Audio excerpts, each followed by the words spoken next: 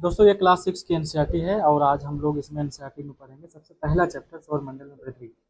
आपको सबसे पहले एक काम करना है कि हमारे चैनल को सब्सक्राइब कर लें, क्योंकि जिस तरीके से हम इसको एक्सप्लेन करेंगे आप ऐसा ही बहुत ही अनूठा रूप में देखेंगे। ये डायरेक्ट बुक से होगा, किसी पीडीएफ से नहीं, किसी चीज़ से, डायरेक्ट बुक से होगा। तो दोस्तों आप चैनल को सब्सक्राइब कर लिए, चलिए हम स्टार्ट करते हैं। पहला चैप्टर है हमारा सौरमंडल में पृथ्वी। जब हम सौरमंडल में पृथ्वी देखते हैं तो पृथ्वी देखते हैं जिस पे हम रहते हैं। हम बात करते हैं सबसे स्टार्टिंग से, क्या करते हैं कि सूर्यास्त के बाद आकाश को देखना कितना अच्छा लगता है। दोस्तों जब हम शाम के टाइम हो जाता है, रात हो जाती है, तो हम सूर्यास्त को देखते हैं, हमको बहुत ही प्यारा लगता है। ठीक, वो टिमटिमाते तारे और वो कुछ धुंधली धुंधली सी चीज़ें जो दिखती हैं उसके बारे में बता रहा है। तो फिर क्या कह रहा है कि इन चमकीली वस्तुओं के साथ आप लगभग प्रतिदिन चंद्रमा को भी देखते होंगे। यानी आप डेली तारे देखते हैं, साथ साथ चंद्रमा को भी देखते हैं। यह अलग अलग समय पर अलग अलग आकार तथा अलग अलग स्थिति में दिखाई पड़ता है। आप पूर्ण चंद्र को लगभग 1 महीने में एक बार देख सकते हैं। दोस्तों बहुत पहले हम लोग जब स्टार्टिंग में छोटे-छोटे थे तब भी जब देखते थे कि चंद्रमा आज पूरा गोल हो गया है, उसी की बात करें कि आप पूर्ण चंद्र को लगभग 1 महीने में एक ही बार देख सकते हैं। तो क्या करें, यह पूर्ण चंद्रमा वाली रात पूर्णिमा होती है, यानी कि जिस रात को हम चंद्रमा को देखते हैं और जिस दिन वो पूरा चंद्रमा दिखता है, यानी कि पूरा गोल चाँद दिखता है, उसको हम कहते हैं पूर्णिमा। उसको हम कहते हैं उस रात को हम कहते हैं पूर्णिमा। ओके, फिर हम आगे बढ़ते हैं। ऐसी रात में अगर आसमान साफ है तो आप आसमान का अवलोकन अच्छी तरह से कर सकते हैं। अगर जिस दिन पूरा पूरा चाँद दिखता है तो उस दिन हम पूरा ना आसमान बहुत अच्छे से तरीके से देख सकते हैं, कुछ चीज़ें वहाँ समझ सकते हैं।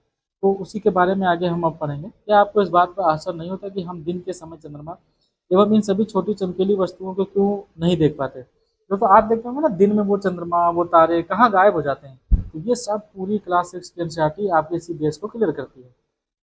ऐसा इसलिए क्योंकि सूर्य के अत्यधिक तेज प्रकाश के कारण रात के समय चमकने वाली वस्तुओं को हम दिन में नहीं देख पाते। दोस्तों हम लोग चाँद को दिन में नहीं देख पाते, ऐसा नहीं है कि चाँद दिन में नहीं निकलता है, चाँद दिन में भी निकलता है, बशर्ते सन की जो लाइट होती है वो इतनी तेज होती है कि चंद्रमा उसके आगे छिप जाता है। फिर आगे सूर्य, चंद्रमा तथा वे सभी वस्तुएं जो रात के समय आसमान में चमकती हैं खगोलीय पिंड कहलाती हैं।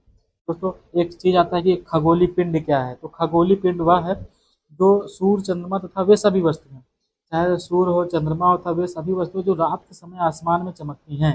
यानी कि रात में जितनी भी चीजें आसमान में आपको चमकती हुई दिखाई दें वो खगोलीय पिंड कहलाती हैं। दोस्तों अब आप प्लेन भी चमकती हुई है, लेकिन आप प्लेन को खगोलीय पिंड नहीं कह सकते। मतलब नेचुरल तरीके से जिसमें प्रकाश हो वो सारी चीजें आपको खगोलीय पिंड कहलाती हैं, वो चाहे जिस वजह से चमक रही हो। आगे बढ़ते हैं। कुछ खगोलीय पिंड बड़े आकार वाले तथा गर्म होते हैं, ये गैसों से बने होते हैं। दोस्तों ये जो खगोलीय पिंड होते हैं हमारे, वो गैसों से बने होते हैं। इनके पास अपनी ऊष्मा होती है तथा उनका अपना प्रकाश होता है, जिसे वो बहुत बड़ी मात्रा में उत्सर्जित भी करते हैं। इन खगोलीय पिंडों को तारा कहते हैं। अगर एक लाइन में हम कहें दोस्तों, जिसके पास जिस खगोलीय पिंड के पास अपनी ऊष्मा हो, अपना प्रकाश हो, अपनी एनर्जी हो, उसे हम तारा कहते हैं। यानी कि अगर हम चंद्रमा की बात करें, वो भी हमें रात में चमकता हुआ दिखाई देता है, लेकिन दोस्तों एक्चुअली वो सनलाइट के अप्रोच में चमकता है, इसलिए उसको हम लोग तारा नहीं कहेंगे, सन को हम लोग तारा कहेंगे, क्योंकि सूर्य एक तारा है, क्योंकि उसके पास अपनी एनर्जी है, अपनी ऊष्मा है, अपनी अपना प्रकाश है, इसलिए उसको हम लोग तारा कहते हैं। आगे चलते हैं। और दोस्तों अगले पेज पे हम देखते हैं कि रात के समय चमकते हुए अनगिनत तारे सूर्य के समान ही हैं, लेकिन हमसे बहुत अधिक दूर होने के कारण हम लोग उसकी ऊष्मा या प्रकाश को महसूस नहीं कर पाते तथा वे अत्यंत छोटे दिखाई पड़ते हैं। दोस्तों रात में हमें जो ढेर सारे तारे दिखाई पड़ते हैं वो सारे छोटे छोटे, एक्चुअली में वो भी हमारे सन की तरह ही हैं, लेकिन वो हमें इसलिए छोटे दिखाई पड़ते हैं क्योंकि वो हमसे बहुत दूर हैं। बहुत दूर होने के कारण वो छोटे दिखाई पड़ते हैं और बहुत कम चमकदार दिखाई पड़ते हैं। आपने अवश्य ध्यान दिया होगा कि कुछ दूरी से देखने पर सभी वस्तुएं छोटी दिखाई पड़ती हैं। अत्यधिक ऊंचाई पर उड़ रहा हवाई जहाज कितना छोटा, दिया एक एग्जाम्पल दिया है कि जैसे छोटे छोटे तारे हैं वो बहुत दूर दिखाई पड़ते हैं। ऐसे ही हम देखते हैं कि अगर हम नीचे से जहाज को देखते हैं बहुत छोटा दिखाई पड़ता है, लेकिन उसको जब हम नीचे से दिखाई देते हैं देखते हैं तो वो बड़ा होता है। तो रात्रि में आसमान की ओर देखते समय आप तारों के विभिन्न समूहों द्वारा बनाई गई विविध आकृतियों को देख सकते हैं। तो जब आप रात में सोते हैं तो आप जब आसमान में देखते हैं, बहुत बार देखते हैं आपको अनूठी कुछ आकृतियां दिखाई देती हैं जो तारों के द्वारा बनाई गई है, तो उसे हम नक्षत्र मंडल कहते हैं। आपको क्लियर होगा, नक्षत्र मंडल उसे कहते हैं। जब रात के टाइम पे जब रात हो जाती है तो फिर हम देखते हैं तारों के समूह ने कुछ मिलकर छोटी बड़ी आकृतियां बनाते हैं, उन्हें हम नक्षत्र मंडल कहते हैं। उसका एक एग्जाम्पल है दोस्तों अर्सा मेजर या बिग बियर, इसी प्रकार के नक्षत्र मंडल है। बहुत आसानी से पहचान में आने वाला नक्षत्र मंडल है। सप्तऋषि, सात ऋषि, संत या तारों का समूह है जो कि नक्षत्र मंडल अर्सा मेजर का भाग है। आपने परिवार या पड़ोस में किसी बड़े व्यक्ति से कहिए कि वह आपको आसमान में और अधिक तारों, ग्रहों, नक्षत्र मंडल को दिखाए। प्राचीन समय में लोग रात्रि में दिशा का निर्धारण तारों की सहायता से करते थे। उत्तरी तथा उत्तर दिशा को बताता है। उत्तरी तारा जो है आपका दोस्तों, जो रात में हम लोग नहीं देखते हैं, उत्तरी तारा उत्तर दिशा को बताता है, जिसे हम लोग ध्रुव तारा भी कहते हैं। दोस्तों हम बचपन में एक बड़ा सा चमकीला सा तारा देखते थे जो एक डिफरेंट टाइप का भी दिखता है, उसको हम लोग ध्रुव तारा भी कहते हैं। तो हम लोग बचपन में देखो वो ध्रुव तारा, ठीक है, यह आसमान में हमेशा एक ही स्थान पे रहता है। तो ये हमको मूवेबल नहीं दिखता, ये हमेशा एक ही स्थान पे दिखता है, इसीलिए हम इसको दिशा इसीलिए हम इससे दिशा को भी भांति पाते हैं। इसको हम हमेशा उत्तर दिशा में देखते हैं, इसलिए इससे उत्तर दिशा को पहचानते हैं। हम सप्तऋषि की सहायता से ध्रुव तारे की स्थिति को जान सकते हैं। चित्र में आप देख रहे हैं दोस्तों, ये सप्तऋषि है। जब भी सप्तऋषि आप देखेंगे, 1 2 3 4 5 6 7, 7 तारे जिसको हम लोग सप्तऋषि कहते हैं। अगर हम लोग सप्तऋषि को देखते हैं तो इसके एकदम एग्जैक्ट सीध में दूर एक स्टेबल सा तारा, हम बड़ा सा तारा दिखेगा जिससे हम लोग ध्रुव तारा कहते हैं। और ये उत्तर की तरफ दिखाई देता है, इसीलिए पुराने जमाने के जो लोग होते थे ध्रुव तारा को ही देख के समझ जाते थे कि इस दिशा में उत्तर है, तो इस दिशा में दक्षिण होगा, तो इस दिशा में पूर्व, दिशा में पश्चिम होगा। ठीक है। आगे हम बढ़ते हैं कि कुछ खगोलीय पिंडों में अपना प्रकाश एवं ऊष्मा नहीं होते, वे तारों के प्रकाश से प्रकाशित होते हैं। ऐसे पिंड ग्रह कहलाते हैं। दोस्तों हमने अभी पढ़ा कि रात के टाइम में जितनी भी चमकदार चीजें होती है आसमान की तरफ से, हम लोग खगोलीय पिंड कहते हैं। लेकिन फिर उसके बाद हमने देखा कि ऐसे भी खगोलीय पिंड है जिसकी अपनी ऊर्जा है, अपनी ऊष्मा है, अपनी ऊर्जा है और अपनी ऊष्मा है, ऊर्जा है। तो दोस्तों इसको हम लोगों ने बोला कि वह तारा है। लेकिन दोस्तों और भी ऐसे पिंड हैं जिनके पास न तो अपनी ऊर्जा है न तो अपनी तारा है, उसको हम ग्रह कहते हैं। तो दोस्तों ग्रह किसे कहते हैं? जिसके पास ऊर्जा, ऊष्मा ना हो, उसको हम लोग कहते हैं ग्रह। दोस्तों ये बात आती है कि जब इसके पास नहीं तो ये कहाँ से एनर्जी लेता है? तो ये दोस्तों अपने अपने प्रकाश से, अपने अपने करीबी जो तारा होता है उससे ये लोग अपनी एनर्जी लेते हैं। फिर आगे पढ़ते हैं कि ग्रह जिसे अंग्रेजी में प्लेनेट कहा जाता है, आप जानते हैं। ग्रीक भाषा के प्लेनेटाइट प्लेनेटाई प्लेनेटाई ग्रीक भाषा एक शब्द है प्लेनेटाई जिससे बना हुआ है प्लेनेट। इसका अर्थ होता है कि परिभ्रमक, अर्थात चारों ओर घूमने वाला। यानी कि दोस्तों जब आप इंग्लिश में जब आप देखते हैं कि प्लेनेट है तो प्लेनेट को हम ग्रीक वर्ड में इसको बोलते हैं प्लेनेटाई, इसको बोलते हैं प्लेनेटाई जिस इसका मीनिंग होता है परिभ्रमक, यानी कि घूमने वाला, अपने पथ पे घूमने वाला। ठीक है, परिभ्रमक बोलते हैं अपने पथ पे घूमने वाला। फिर आगे हम बढ़ते हैं, पृथ्वी जिस पर हम रहते हैं यह एक ग्रह है। दोस्तों जिस पर पृथ्वी, आपको भी पता है यह एक ग्रह है। यह अपना संपूर्ण प्रकाश एवं ऊष्मा सूर्य से प्राप्त करती है। यानी कि पृथ्वी की जितनी भी एनर्जी है, जो भी सन से जो भी इसकी एनर्जी, अपना प्रकाश जो भी प्राप्त करता है, ये सब कुछ सूर्य पे डिपेंड है, सूर्य पे डिपेंडेंसी इसकी है, सूर्य से ही प्राप्त करता है, जो पृथ्वी के सबसे नजदीक का तारा है। दोस्तों हम लोग और दूसरे तारे से इसलिए एनर्जी नहीं ले पाते क्योंकि वो हमारे नजदीक नहीं है, वो हमसे बहुत दूर है। इसीलिए हमारा जो सबसे नजदीक तारा सूर्य है, इसलिए हम सूर्य से ही सारी एनर्जी लेते हैं। पृथ्वी को बहुत अधिक दूरी से, जैसे चंद्रमा से देखने पर यह चंद्रमा की तरह चमकती हुई प्रतीत होगी। जैसे दोस्तों हम लोग जब नीचे से देखते हैं ना तो चंद्रमा चमक रहा है, लेकिन अगर हम लोग जब चंद्रमा पे चले जाएंगे तो वहां पे हमको दिखाई देगा कि हमारी पृथ्वी भी चंद्रमा की तरह चमक रही है। तो इसका रीजन ये है कि ऊपर से इसको पूरा सनलाइट कैसे बिखरा हुआ है। तो इसमें दिखाया गया है, ये हमारा सूर्य है और ये सारे 8 ग्रह हैं जिसमें बुध है, शुक्र है, पृथ्वी है, मंगल है, बृहस्पति है, शनि है, यूरेनस है एंड नेपच्यून है। इतने सारे हैं। और दोस्तों आप एक चीज देख रहे हैं, ये जो सारे ग्रह हैं इनका अपना एक निश्चित पाथ है, यानी कि इस पाथ पे सिर्फ और सिर्फ आपका ये वेनस ही इस पे सफर करेगा। इस पे आपका सिर्फ सिर्फ और सिर्फ पृथ्वी ही इस पे मूव करेगी। यानी कि जितने भी ग्रह हैं दोस्तों उनका अपना एक निश्चित मार्ग होता है जिसपे वो ग्रह परिक्रमा करते हैं। फिर हम आगे आते हैं दोस्तों, अब बात आती है सौर मंडल। हमने पिंड देख लिया, पिंड में कौन सा तारा है, कौन सा ग्रह है, ये भी देख लिया खगोलीय पिंड में। अब हम बात करते हैं कि सौर मंडल। जब सौर मंडल की बात करते हैं तो दोस्तों सौर मंडल इक्वल टू हुआ सूर्य का परिवार। मतलब सौर मंडल मतलब हो गया सूर्य का परिवार। सूर्य का परिवार का मतलब हुआ कि सूर्य गार्जियन है, बाकी और जो लोग हैं उसके मेंबर हैं। तो मतलब जैसे कि सूर्य 8 ग्रह उपग्रह था, कुछ अर्ध खगोलीय पिंड जैसे क्षुद्र ग्रह, एवं उल्कापिंड मिलकर सौरमंडल का निर्माण करते हैं, उसे हम सौर परिवार का नाम देते हैं, जिसका मुखिया सूर्य होता है। सूर्य सौर मंडल के केंद्र में स्थित है, यानी कि दोस्तों जो हमारा सौर मंडल है उसके केंद्र में स्थित है। यह बहुत बड़ा है एवं अत्यधिक गर्म गैसों से बना है। इसका खिंचाव बल इसे सौर मंडल को बांधे रखता है। दोस्तों एक क्वेश्चन आता है कि जो हमारा जो ग्रह है या फिर तारे हैं, ये क्यों एक जगह केंद्रित रहते हैं? इनका केंद्रित रहने का ये कारण है, इनमें एक बल पाया जाता है जिसे हम कहते हैं दोस्तों खिंचाव बल। खिंचाव बल कहते हैं, खिंचाव बल के कारण ही इसमें सौर मंडल को ये बांधे रखता है और एक दूसरे पाथ से एक दूसरे पाथ पे नहीं जाते हैं। सूर्य सौर मंडल के लिए प्रकाश एवं ऊष्मा का एकमात्र स्रोत है, लेकिन हम इसकी अत्यधिक तेज ऊष्मा को महसूस नहीं करते, क्योंकि सबसे नजदीक का तारा होने के बावजूद यह हमसे बहुत दूर है। सूर्य पृथ्वी से लगभग 15 करोड़ किलोमीटर दूर है। हमारे सौरमंडल में 8 ग्रह हैं दोस्तों। एक सूर्य होगा, उसका परिवार की बात करें तो 8 ग्रह हैं, जिसमें कौन कौन से ग्रह हैं इसको आपको याद करना होगा। बुध है, शुक्र है, पृथ्वी है, मंगल है, बृहस्पति है, शनि है, यूरेनस है तथा नेपच्यून है। ओके, ये 8 हमारे ग्रह हैं। हम बात करते हैं सौरमंडल के सभी 8 ग्रह एक निश्चित पथ पर सूर्य का चक्कर लगाते हैं।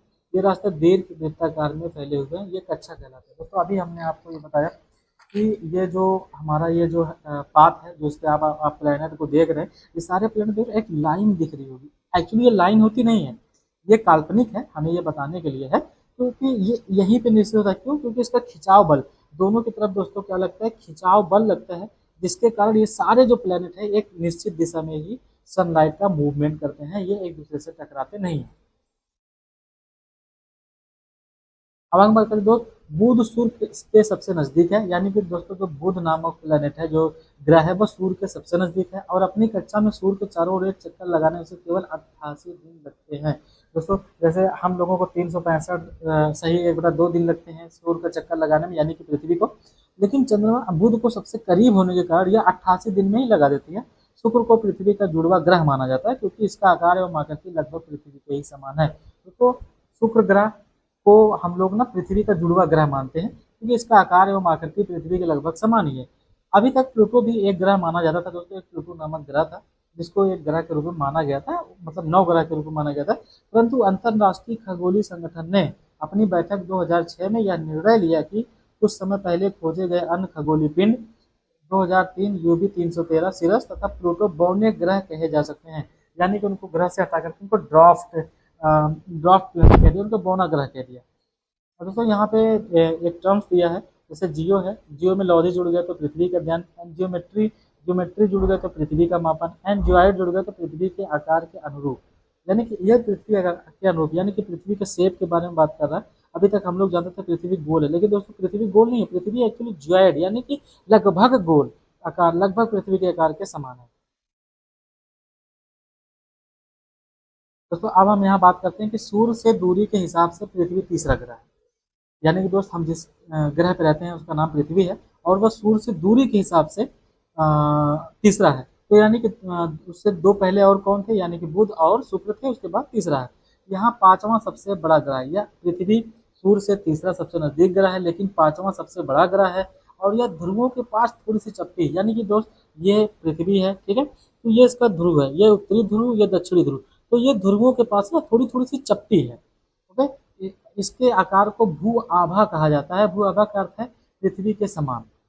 जीवन के लिए अनुकूल परिस्थितियां संभवतः केवल पृथ्वी पर ही पाई जाती हैं।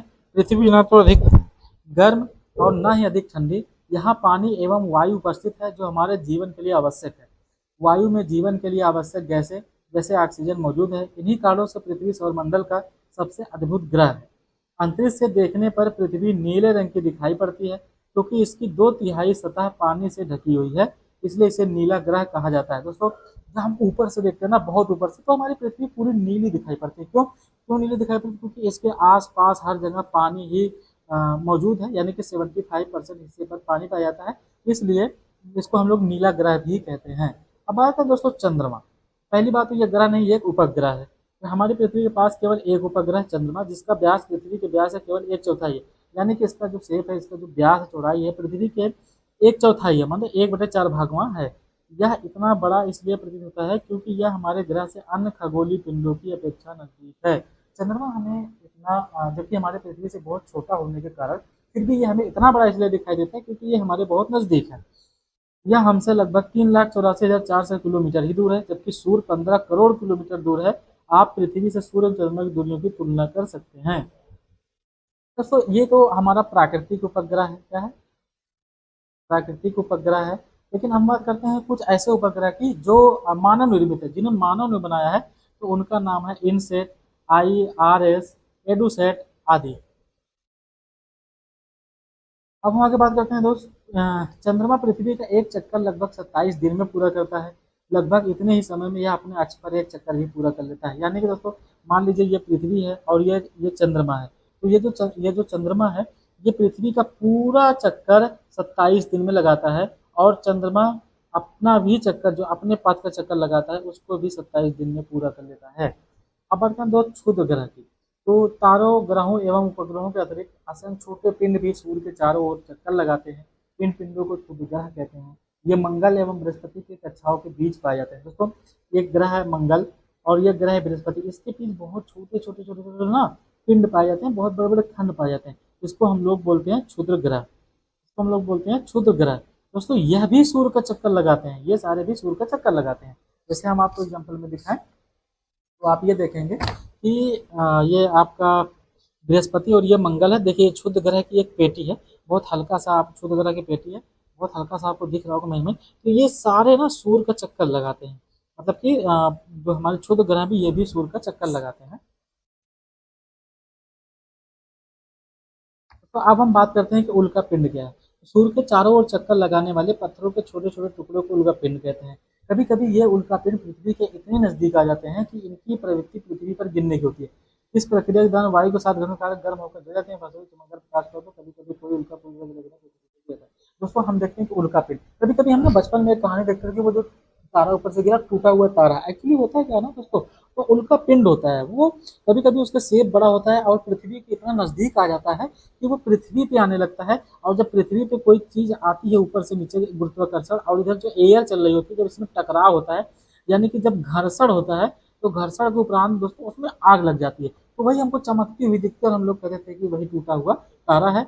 फिर आगे बात करें तो क्या आपने तारों वाले खुले आकाश में एक ओर से दूसरी तक फैली चौड़ी सफेद पट्टी देखी है? ये चमकदार रास्ते को देखा, यह लाखों तारों का समूह है। यह पट्टी आकाश गंगा कहलाती है। कभी कभी जो हम आसमान में देखते हैं ना, बहुत एकदम धुंधली सी और दुधई कलर की, हमें बहुत जैसे बड़ा प्रकाश टाइप दिखता है। तो वो बहुत लाखों तारों का समूह होता है, जिसको हम आकाश गंगा कहते हैं। हमारा सौरमंडल इसी आकाश गंगा का एक भाग है। दोस्तों जो हमारा सौरमंडल है, जिसमें सूर्य है और 8 ग्रह है, उल्का पिंड, क्षुद्र ग्रह, ये हमारा एक सौर आकाश गंगा का ही एक भाग है।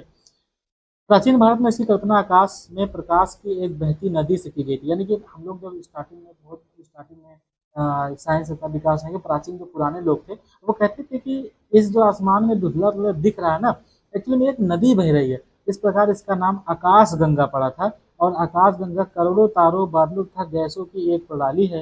इस प्रकार लाखों आकाश गंगाएं मिलकर ब्रह्मांड का निर्माण करती हैं। दोस्तों लाखों तारा मिलकर के एक मिल्की का निर्माण करती है, आकाश गंगा का निर्माण करती है। लेकिन लाखों आकाश गंगाएं जब मिल जाती हैं, तब ब्रह्मांड का निर्माण होता है। यानी कि ब्रह्मांड ब्रह्मांड इक्वल टू जो होगा लाखों आकाश गंगाओं का समूह, लाखों आकाश गंगाओं का समूह, का समूह। ब्रह्मांड की विशालता की कल्पना करना अत्यंत कठिन है। वैज्ञानिक अभी भी इसके बारे में अधिक से अधिक जानकारी एकत्र करने में जुटे हैं। दोस्तों ये हमारा पूरा फर्स्ट चैप्टर रहा, हमारा सौरमंडल, एनसीईआरटी क्लास 6। अगर यह वीडियो आपको अच्छी लगी हो तो आप सब्सक्राइब करें। दोस्तों अगर कोई गलती रहेगी तब भी आप हमें सब्सक्राइब करें, सपोर्ट करें, क्योंकि और जो गलत है उसमें आप हमें कमेंट करके बताएं। फिर आगे हम लोग अगला चैप्टर कल पढ़ेंगे। आप आज के लिए धन्यवाद, आपके सपोर्ट के लिए।